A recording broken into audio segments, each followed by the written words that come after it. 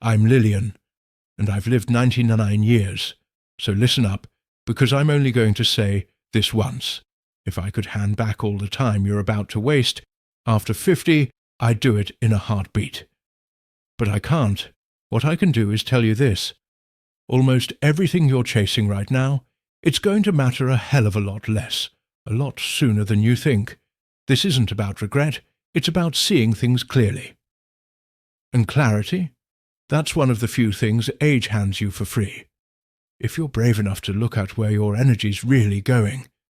Stick with me, and I'll show you exactly where most guys blow the second half of their lives, and what you should be focusing on instead. Here are 7 things that are a total waste of time after 50, and the 7th? That's the toughest pill to swallow because it sounds reasonable, right up until it costs you years. I'll also tell you what's worth your time instead. If any of this hits home, drop a comment. I read every single one. 1. Competing with other guys.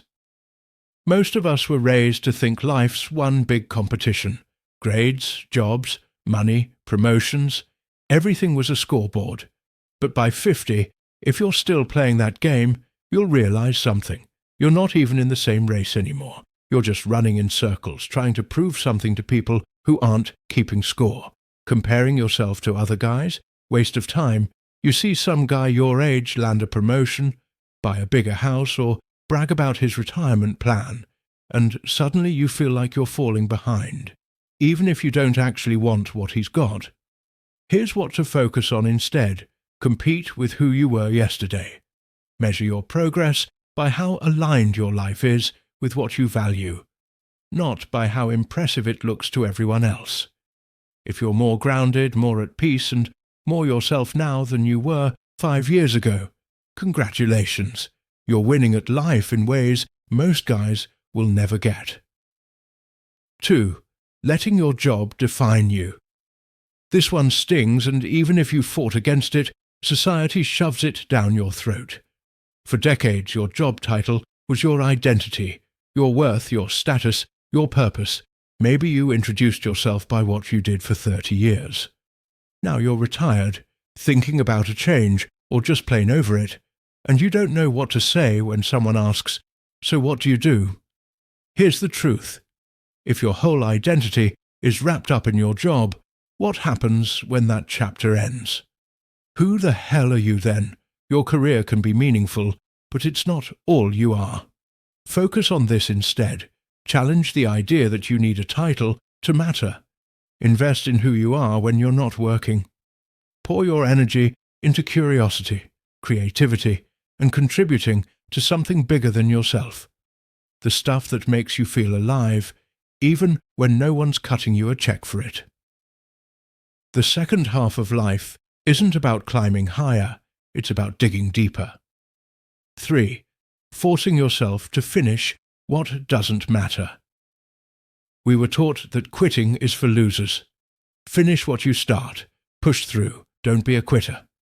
So we slog through books we hate, shows we stopped caring about 3 episodes ago, projects that lost their point halfway in, and hobbies we think we should enjoy but don't. Here's the kicker. You waste hours, sometimes months, on stuff that adds 0 value to your life, just so you can say you finished.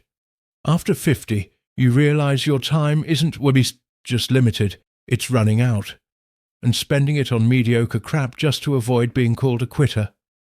That's one of the dumbest trades you can make. Do this instead. Give yourself permission to walk away. Take that time and energy and put it into what actually engages you, challenges you, or brings you joy. Life's too short to suffer through things that don't matter just because you started them. Finishing something you don't care about doesn't make you disciplined, it makes you stubborn. Your time is your most valuable asset. Spend it on what's worth finishing. 4. Doing things out of obligation. How much of your life is spent doing stuff just because you feel like you should? I'm not talking about the unavoidable crap we all have to deal with. I'm talking about the things you could say no to, but don't, because you're worried about looking bad, not being liked, or guilt.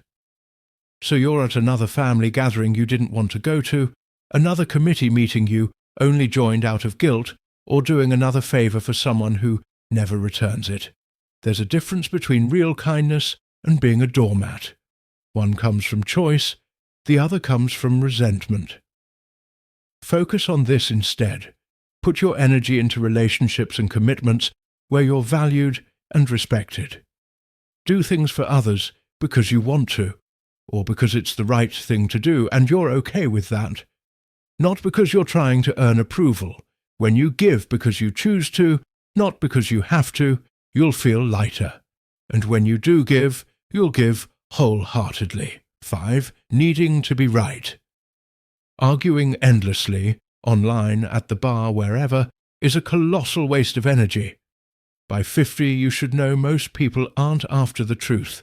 They're after winning. If you get sucked into that, you'll burn hours trying to convince people who made up their minds before the conversation even started. That's why I don't argue in the comments or in real life. Sure, some things matter, but most of the time we're just wasting breath on stuff that doesn't. Do this instead. Choose peace over being right.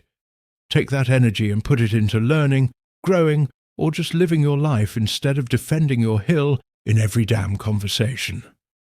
You can still have opinions and boundaries, but you don't have to turn every discussion into a debate. Learn to say, maybe you're right, or just shut up and move on. The second you stop needing the last word, you get your sanity back. 6. Putting up with energy vampires. You know exactly who I'm talking about. The people who only call when they need something. The friends who make every conversation about themselves. The guys who leave you drained every time you're around them. They're not necessarily bad people, they're just expensive. And after 50, you realize you can't afford them anymore. Every hour you spend with someone who drains you is an hour you're not spending with people who lift you up, or just enjoying your own company, if that's what you'd rather do. Every conversation that leaves you exhausted is energy you could have put into something that actually matters. Do this instead. Spend your time with people who give as much as they take, who make you feel seen, respected, and energized, not wiped out. You don't owe anyone your time just because they're used to taking it. Cutting off energy vampires isn't cruel, it's survival. Protect your energy like the limited resource it is. Spend it on people who appreciate it and give it back. 7. Expecting people to change. This is the last illusion to die in midlife. The belief that people will eventually become who you wish they were. They won't. And clinging to that hope just keeps you stuck in disappointment and bitterness. Let me be clear, having standards isn't the problem. You should expect honesty, respect, and reliability in your relationships. Those aren't high bars, they're the baseline. But here's the difference. It's one thing to expect decent behavior, because that's what healthy relationships are built on. It's another to keep expecting it from someone who's shown you again and again that they're not capable or willing to give it. Your expectations might be reasonable, but insisting that this person will eventually meet them, that's where you start losing yourself. When someone shows you who they are, believe them. Focus on this instead. Accept reality without bitterness. You can't control how other people act, only how you respond. See people for who they are, not who you hope they'll become. This doesn't mean lowering your standards. It means recognizing when hope turns into self-sabotage. Once you stop waiting for people to change, you can make a clear-eyed decision. Can you live with who they actually are? Do you need to adjust your expectations, or do you need to walk away? That's where your peace starts, not in fixing them, but in reclaiming your clarity. If any of this resonated with you, hit like on this video. And if you've learned similar lessons the hard way, I want to hear about it in the comments. Subscribe if you're building a better second half. I appreciate your time. Now go live it well.